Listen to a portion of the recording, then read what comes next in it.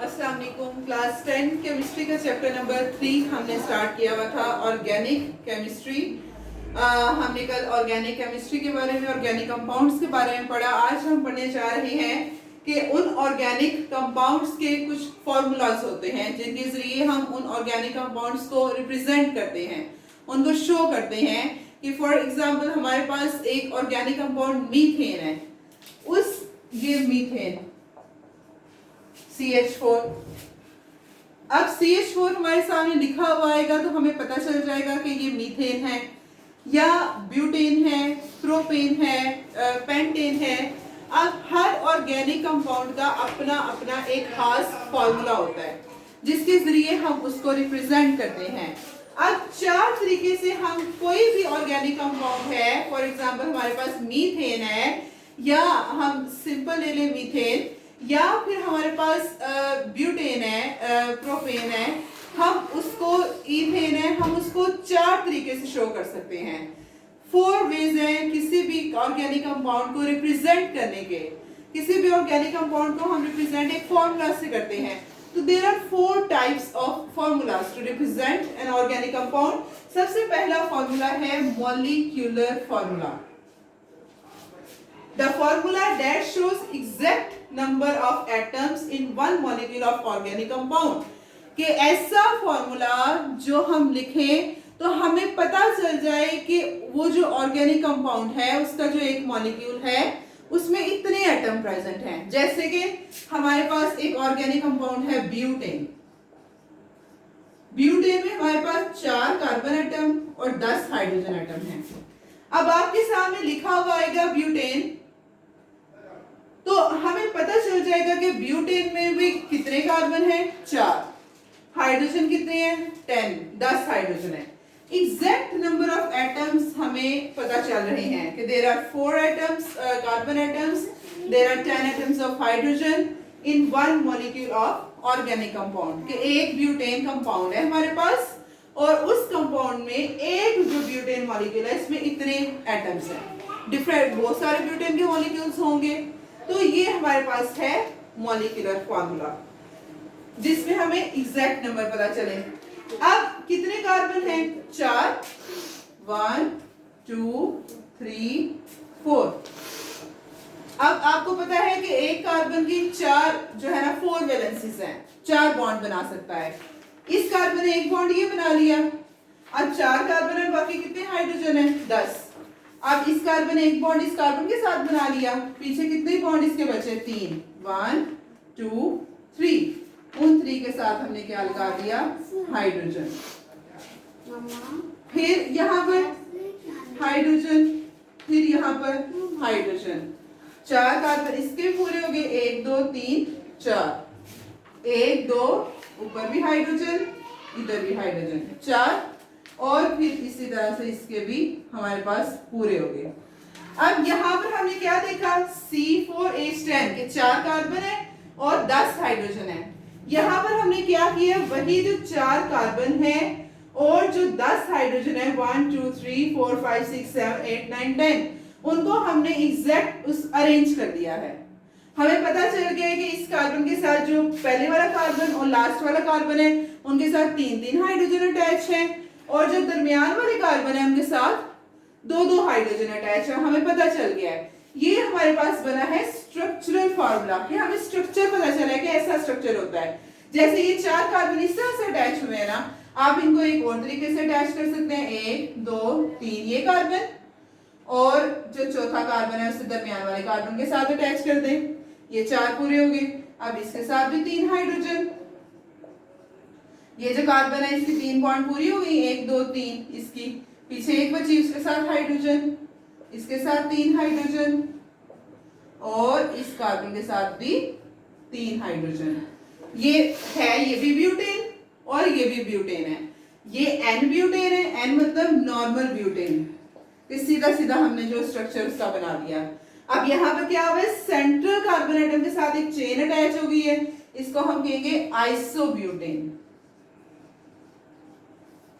Isobutane ये है structure formula, second type of formula कि जिसमें हमने जो एटम्स हैं कि एक मॉलिक्यूल में पाए जा रहे हैं, कंपाउंड का एक मॉलिक्यूल है, उसमें जितने एटम्स पाए जा रहे हैं हम उन एटम्स को एग्जैक्टली अरेंज करेंगे, उनकी जो अरेंजमेंट शो करेंगे, कहां कहां पर कौन कौन सा हाइड्रोजन, कितने कितने हाइड्रोजन पाए जा रहे हैं।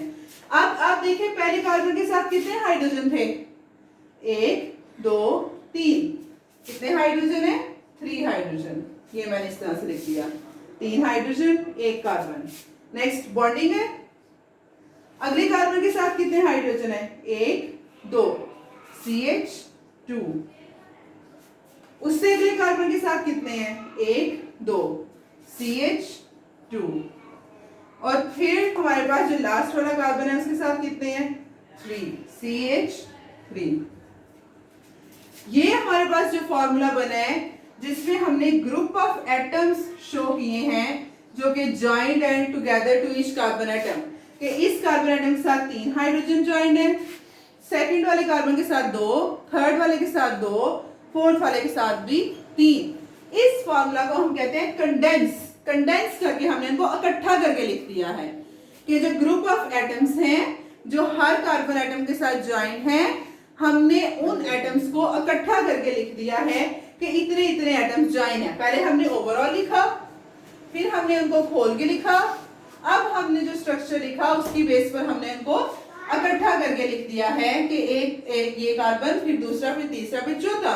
इस तरह से प्रोपेन है, उसके केस में पहले कार्बन के साथ 3, दूसरे के साथ 2, फिर 3 होंगे, इस तरह से ज्वाइन होंगे। तो ये कंडेंस फॉर्मूला है that indicate group of atoms join to each carbon atom, कि हर कार्बन एटम एक मॉलिक्यूल में हर कार्बन एटम के साथ कितने कितने हाइड्रोजन अटैच है वो शो किया है, दैट इज कंडेंस्ड फॉर्मूला।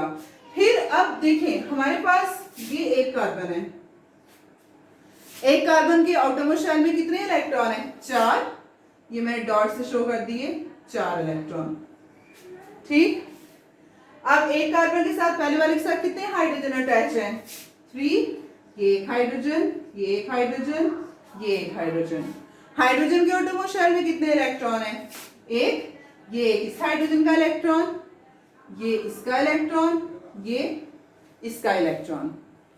फिर अगला कार्बन लिख लेते हैं, ये इसका इलेक्ट्रॉन, फिर ये दूसरे 2 इलेक्ट्रॉन, इसके साथ भी हाइड्रोजन, इसके साथ अगला कार्बन, इसके साथ हाइड्रोजन, हाइड्रोजन के पास 1 इलेक्ट्रॉन, इस हाइड्रोजन के पास भी 1 इलेक्ट्रॉन। फिर फर्दर हम लिखते हैं हाइड्रोजन, हाइड्रोजन, कार्बन,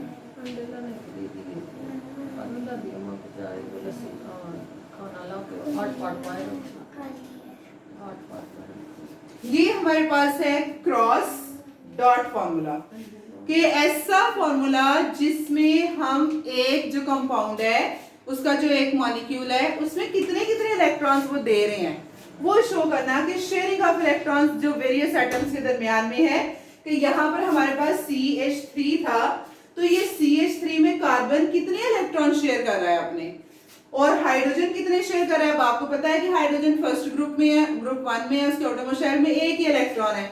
ये मैंने जितने भी हाइड्रोजन है उनका 1 इलेक्ट्रॉन शो कर दिया। इतना तो आपको पता ही है कि जो एक केमिकल बॉन्ड होती है उसमें 2 इलेक्ट्रॉन इन्वॉल्व होते हैं।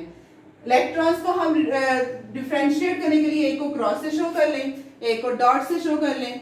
ये एक बॉन्डिंग में 2 इलेक्ट्रॉन्स इन्वॉल्व, जैसे एक ब्रिज है उसकी 2 साइड्स हैं पुल की, वो 2 साइड को कनेक्ट कर रहे हैं, बिल्कुल इसी तरह से है कि ये एक पुल है हमारे पास एटम्स के दरमियान में जो कि बन रहा है इलेक्ट्रॉन से।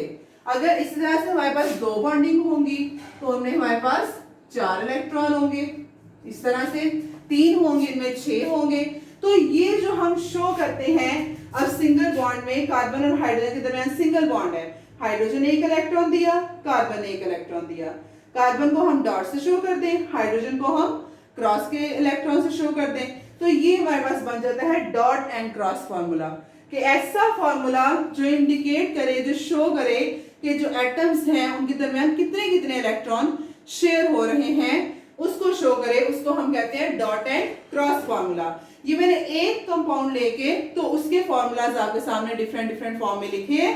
पहले मैंने वो मॉलिक्यूल इकट्ठा करके लिख दिया एज अ होल कि इसमें इतने कार्बन और इतने हाइड्रोजन है, फिर मैंने उनको खोल के लिखा स्ट्रक्चर फॉर्मूला अरेंज करके, फिर मैंने उनको कंडेंस करके लिखा कि अगर 4 कार्बन है तो पहले के साथ कितने हाइड्रोजन है, दूसरे के साथ, तीसरे के साथ और चौथे के साथ कितने हैं। फिर उसके बाद उनको शो किया है कि कितने इलेक्ट्रॉन शेयर कर रहे हैं, वो लिख दिया है। तो ये था हमारे पास ऑर्गेनिक कंपाउंड को शो करने के तरीके हैं, 4 तरीके ये हमने किए हैं। कल हम इंशाल्लाह पढ़ेंगे कि ऑर्गेनिक कंपाउंड्स कितनी तरह के होते हैं, कुछ साइक्लिक होते हैं, कुछ नॉन साइक्लिक होते हैं, कुछ ब्रांच चेन होते हैं, कुछ स्ट्रेट चेन होते हैं। तो कल इंशाल्लाह वो पढ़ेंगे। आज के लिए इतना ही। अस्सलाम वालेकुम।